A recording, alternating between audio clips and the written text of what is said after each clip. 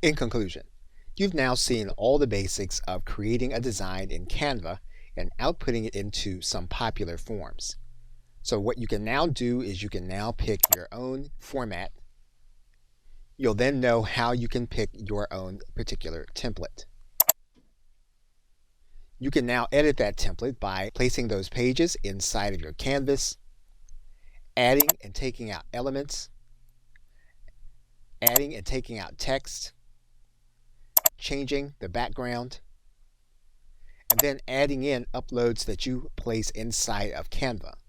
You've also seen how to manipulate content that Canva gives you access to, including embeds, emojis, and social media content. You've now seen how to turn your content into a presentation, how to download that content into different formats, how to output into a PowerPoint presentation, and into a specific website.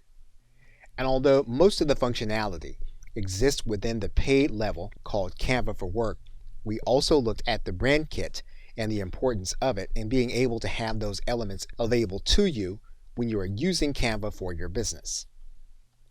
And lastly, we've seen that Canva auto-saves all of our designs so that we'll be able to use them for later.